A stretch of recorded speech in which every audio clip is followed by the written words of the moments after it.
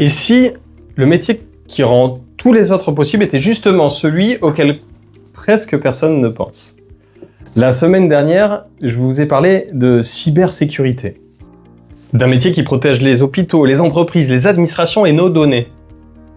Mais derrière chaque technicien, chaque conseiller, chaque professionnel qui apprend un nouveau métier, il y a souvent une personne dans l'ombre. Une personne qui a préparé le parcours, qui a transmis les gestes, qui a corrigé les erreurs, qui a parfois redonné confiance quand l'apprenant pensait ne pas en être capable. Ce métier, c'est celui de formateur professionnel pour adultes. Et en 2026, avec l'intelligence artificielle, les reconversions et l'obligation de se former tout au long de la vie, il devient encore plus important. Mais attention, être formateur, ce n'est pas seulement connaître un métier. Ce n'est pas parler pendant 7 heures devant un PowerPoint. Et ce n'est certainement pas répéter ce qu'une intelligence artificielle peut déjà expliquer en quelques secondes. Aujourd'hui, nous allons voir 3 choses. D'abord, ce que fait réellement un formateur d'adulte. Ensuite, pourquoi l'intelligence artificielle ne fait pas disparaître ce métier, mais l'oblige à évoluer. Et enfin, pour qui cette reconversion peut être une vraie trajectoire professionnelle, et pour qui elle ne l'est probablement pas. Restez jusqu'au bout parce que je vais également vous expliquer les 4 compétences centrales du titre FPA. Si vous me découvrez, je m'appelle Benjamin Duplat. Depuis 15 ans, j'accompagne des adultes en reconversion et je dirige un centre de formation. Ici, on parle de métier, de formation et d'avenir professionnel, sans fantasme et sans promesse magique. Alors n'hésitez pas à vous abonner. Allez, on commence. Le métier que tout le monde croit connaître, quand je demande pour vous, que fait un formateur? La réponse revient souvent. Il transmet ce qu'il sait. C'est vrai. Mais c'est très incomplet. Un bon professionnel n'est pas automatiquement un bon formateur. On peut avoir 20 ans d'expérience en informatique, en commerce, en paix, en logistique ou dans le bâtiment. Et être incapable d'aider une autre personne à apprendre. Parce que maîtriser un geste, savoir le transmettre, sont 2 compétences différentes. Le formateur professionnel d'adulte doit comprendre ce que la personne sait déjà, ce qu'elle doit apprendre, ce qui la bloque, et comment organiser une progression réaliste. Il doit concevoir, animer, évaluer, accompagner. Le titre professionnel FPA, enregistré sous le code RNCP 37275, est une certification professionnelle de niveau 5. Son référentiel repose justement sur 4 grands blocs. Préparer une formation, animer et évaluer les acquis, accompagner les apprenants, puis inscrire sa pratique dans une démarche de qualité et de veille professionnelle. Vous voyez la différence? Le formateur n'est pas seulement celui qui connaît la réponse, c'est celui qui construit les conditions permettant à une autre personne de la comprendre, de l'essayer et de devenir autonome. J'ai vu des adultes entrer en formation avec une expérience professionnelle considérable, mais sans en avoir réellement conscience. Ils arrivent parfois avec cette phrase: « Je ne suis pas sûr d'être encore capable d'apprendre ». Le formateur pourrait simplement leur donner un cours. Mais son vrai travail commence ailleurs. Il observe, il écoute, il découpe la difficulté. Il remet la personne en situation de réussir une première étape, puis une deuxième. Et soudain, la personne qui disait « je ne suis pas capable » commence à dire « je n'avais simplement jamais appris de cette manière ». C'est là que la formation devient autre chose qu'une transmission d'informations. Elle redevient une expérience humaine. L'intelligence artificielle, c'est déjà produire un plan de cours, créer un quiz, résumer un document, générer un exercice, adapter un texte à plusieurs niveaux. Elle peut répondre à une question 24 heures sur 24 et répéter une explication sans jamais se fatiguer. Donc, soyons honnêtes, le formateur qui se contente de lire des diapositives est effectivement fragilisé. L'IA peut proposer une activité.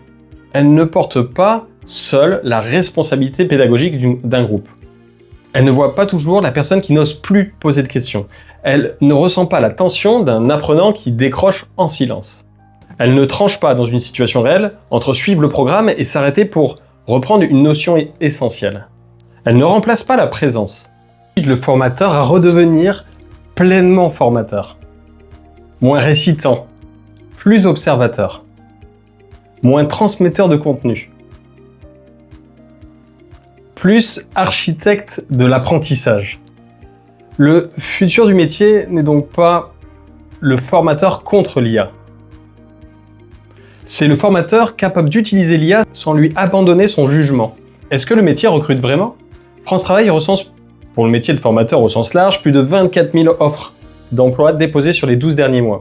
La rémunération proposée, dans 80% des offres, se situe entre 1 970 et 4 300 € bruts par mois, avec des fortes disparités selon les spécialités, l'expérience, la région et le statut. Il faut néanmoins être précis. Il n'existe pas un seul marché de formateurs.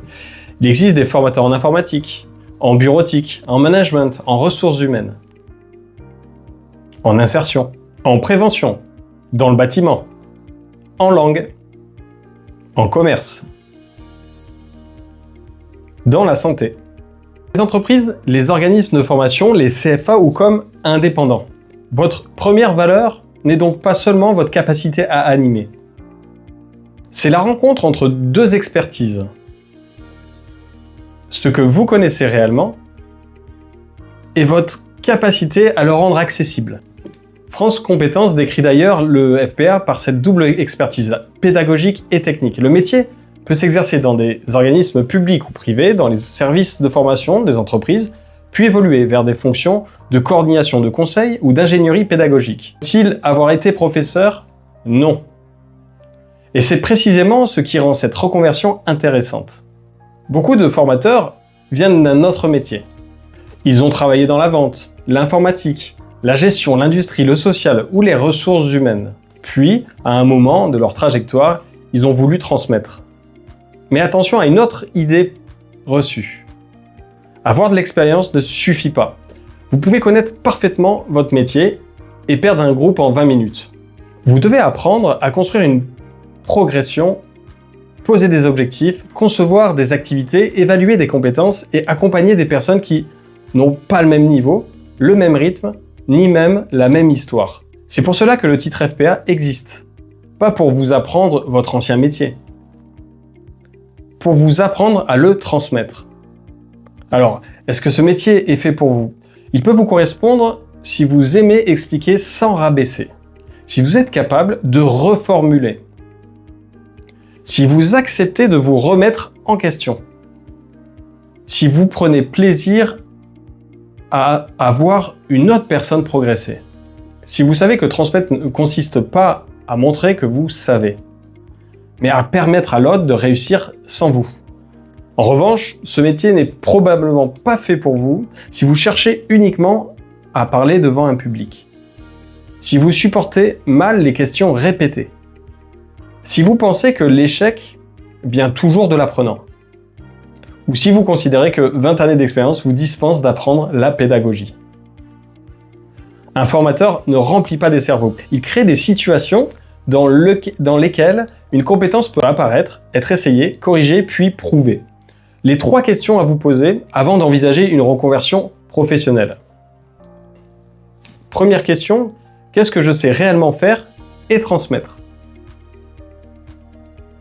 Pas seulement ce que vous connaissez en théorie. Ce que vous avez pratiqué suffisamment longtemps pour comprendre les difficultés réelles.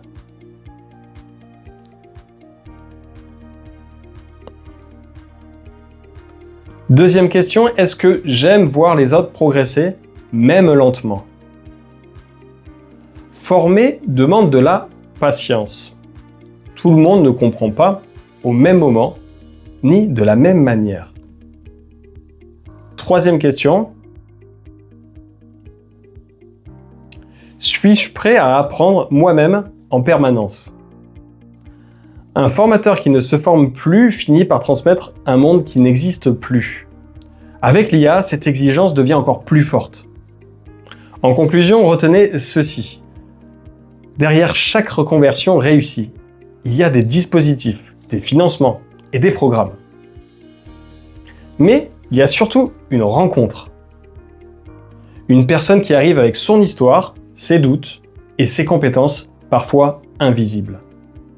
Et une autre personne capable de lui proposer un cadre, une progression et une première preuve. L'intelligence artificielle va produire davantage de contenu. Mais produire un contenu n'est pas former un être humain. Former, c'est regarder une personne telle qu'elle est aujourd'hui. Et l'aider à devenir capable de quelque chose qu'elle ne savait pas encore faire hier. C'est pour cela que formateur professionnel d'adultes ne disparaît pas. Il doit simplement redevenir irremplaçable. Là où l'IA ne peut pas porter seule la relation, le contexte et la responsabilité. On ne change pas une trajectoire avec un PowerPoint. On la change avec un cadre. Une méthode, une présence et une première réussite. Vous vous demandez si le métier de formateur professionnel d'adulte peut correspondre à votre expérience. Vous pouvez commencer à faire le point sur votre trajectoire. Sur mon site benjaminduplat.com/bilan. Et pour découvrir le titre FPA proposé à l'IFPA de Poitiers, rendez-vous sur ifpa86.fr. Dites-moi également en commentaire quel métier ou quelle compétence aimeriez-vous transmettre aux autres. Votre réponse révélera peut-être quelque chose que vous n'aviez jamais envisagé comme une véritable compétence professionnelle.